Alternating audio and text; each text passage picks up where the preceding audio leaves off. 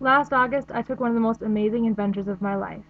My family and I left Minnesota, left everything we knew behind, to go someplace full of magic. Taking off has always been my favorite thing about flying. For some reason I've always loved looking down at the ground, watching it fade away into the clouds. And I've always also loved flying in the clouds and trying to peer below, trying to see where I was, and wondering if there were kids looking up at the sky and waving at me like I waved when I was a kid. After a quick stop in Houston and changing of flights and giving up my window seat to my father, we landed safely in Orlando, Florida, the place I hadn't been in 12 years, to go to a wonderful place of magic that I never thought I'd be able to see again. But I was here for the very first time since I was 12. I was there to see friends I hadn't seen in a long time. I was at Disney World. I hadn't been here for so long, and all I could remember was the far distant magic that it left in my heart. We stayed at the Caribbean Beach Resort, got our hotel room, and quickly whisked away on a bus to go to the very first park of our journey, and that was Epcot, my parents' favorite park. When I was a kid, it wasn't exactly my favorite, but I must say, turning the corner and seeing the Epcot ball for the first time made my heart stop. Our very first ride we rode was this one, Mission Space. It was fun. After a while at the park, we got on the monorail and ventured off to Magic Kingdom, where we were going to have our first dinner. Riding that monorail reminded me of all of the fun that I had as a kid on that thing. It was so much fun. We walked around the Polynesian Resort, which was the hotel that we were having dinner at, connected to the Magic Kingdom, and I was just amazed at how beautiful it was. The next day, my sister, brother-in-law, and nieces joined us for a fun day at Magic Kingdom. Walking down Main Street reminded me of all the amazing magic and celebration that Disney has to offer you. The very first ride we chose to ride there was the Haunted Mansion, one of my sister's and my favorite rides when we were kids. We had so much fun. Later that day, we got on a little ferry boat and traveled to the hotel that we actually stayed at last time we were at Disney World for a little bit of dinner. Upon going on this lake, I was actually reminded of home a little bit. Afterwards, we went back to Magic Kingdom and watched some glass being blown. Not only that, but we had to return in order to complete a mission from Star Command and for Kinsey to see one of her very first idols for the very first time, the real Buzz Lightyear. After that ride, we rode my favorite, Space Mountain, and of course, finished the night off with amazing, beautiful fireworks at Magic Kingdom. I gotta say, Disney fireworks are like nothing else.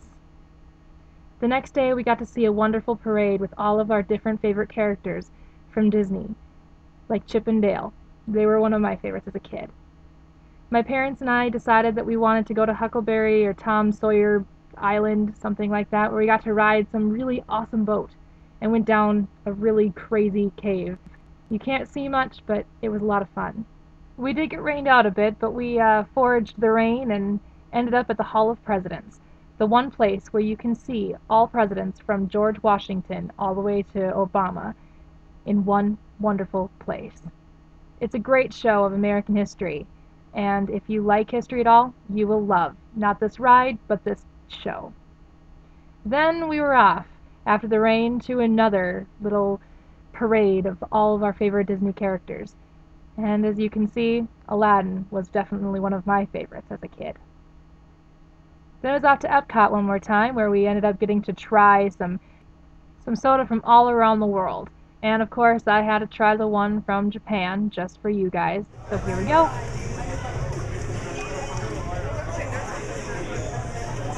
It's actually really kind of good. I kind of like that.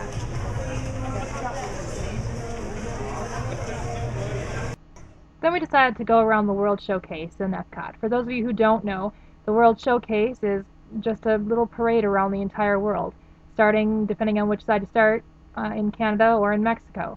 We decided to head through Canada because, of course, it's going to be my future home.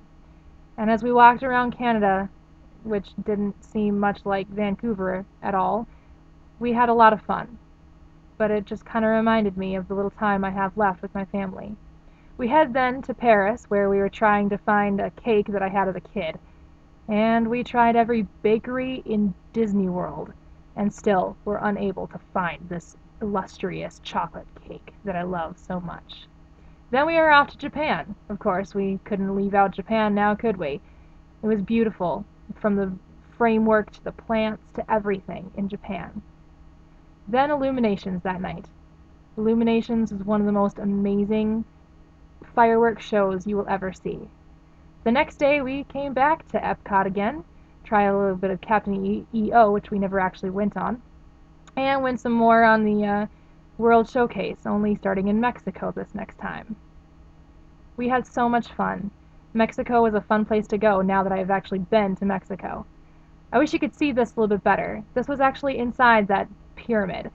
It looked just like some kind of Mexican town at night. It was beautiful, minus, of course, the air conditioning.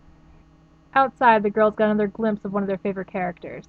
And then it was off to China, another beautiful place with just buildings and colors and foliage. Everything about this spot was just absolutely beautiful and really made me feel like I was standing in China, when you just look across the lagoon, that you're not in China.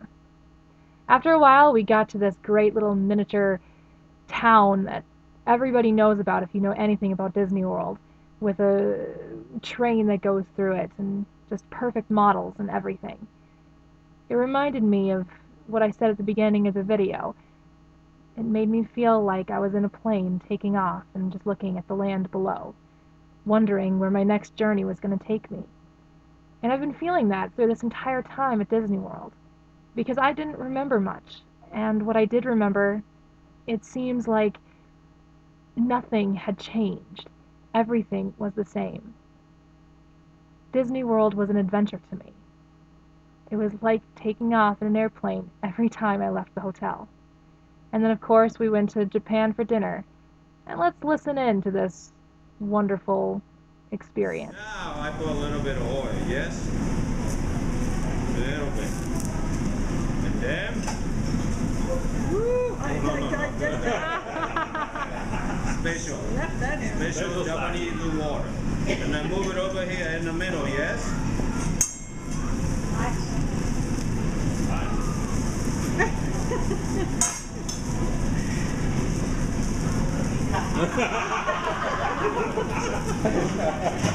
Alright. Yeah, hi. Mix up. Okay, and now the water that look right. Somebody you know. I love these kinds of restaurants. They're always really fun. Afterwards, we got to see this wonderful performance of drummers.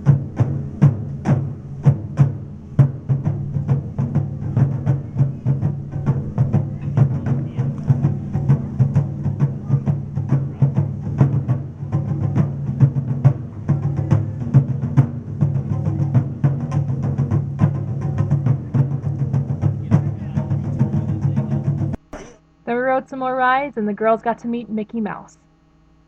The next day we got to see My Favorite Park, formerly known as MGM, now Disney's Hollywood Studios. I've always loved this park for its design, its film history, everything about it. I love it, especially the Hollywood Tower of Terror, which is one of my favorite rides as well. Melissa, Dad, and I headed on over to the ride, realizing that we had been in line for an hour because of how entertaining the lines really are. Disney Hollywood Studios is the only place that you can see real movie props, have lunch at Pizza Planet, and grow to the size of a bug just to play around in a great little play area. I may not have been able to play on this play area this time, but boy, did it bring back memories of when I did. It was so much fun. This is also the place that you get to save the universe with Luke Skywalker, Han Solo, and Princess Leia in their Star Tours ride. Then we had dinner at the 50s Primetime Cafe. And I'll explain to you while you watch my mother get absolutely embarrassed beyond all belief at this restaurant for not eating her vegetables. The Primetime Cafe is this fantastic restaurant where you're this far-off relative and you're coming back to mom and your brothers and sisters and cousins and all that to have a real 50s dinner at your table. And the waiters treat you like family, as they tell you what to do and what not to do, tell you to eat your vegetables and keep your elbows off the table. And if you don't listen, you get humiliated, like my poor mother here. And if you finish everything on your plate, you get to join the Clean Plate Club, which of course I got to join. My mother, on the other hand, wasn't so lucky. This is one of my favorite places in all of Disney. I also got to see real Oscars for the very first time at the Disney's animation studios and Disney history areas of the park. This was so much fun. As being a film buff, I loved it. Back at the Magic Kingdom, we got to see the light parade, which was so much fun as well. And then we got to watch the fireworks one more time and watch as the Disney castle was lit up into some crazy looking things. Our final day at the resort was spent at Animal Kingdom, a place that didn't just make you feel like you weren't at home anymore, but that you weren't even in the United States anymore. You got to travel back in time and see dinosaurs, fossils, as if they were real and could just jump out at you at any given time. It was so much fun. Walking around this park at first was just like walking around a science museum or something, where they would throw little curveballs at you. But it wasn't until you actually got a little bit further down the way that you actually got to see what this park is really made of. You cross some bridges and go through some forests, and you realize that now you're in China or Africa, in some of the greatest places that you would never expect to ever be. Granted, at Epcot you got the World Showcase, but here you got the hustle and bustle of a real life town that wasn't some big crazy town, but some not even tourist town. It's hard to explain what this park really has to offer you. Walking around just made me feel like an adventurer in some third world country. It was amazing, and it really made me realize why I love traveling as much as I do, because the last time we came to Disney World was the first time I went to Animal Kingdom. Turning around and seeing the Tree of Life at least reminded me that I'm not far from home.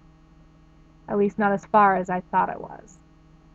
You can get lost in the illusions here at Disney World, and that's one thing that will always remain amazing. One of the greatest things to do at this park is, of course, to ride the safari ride, which you get to actually just sit on a little tour train and have somebody tell you about all these wonderful animals that you're about to see. It was so much fun.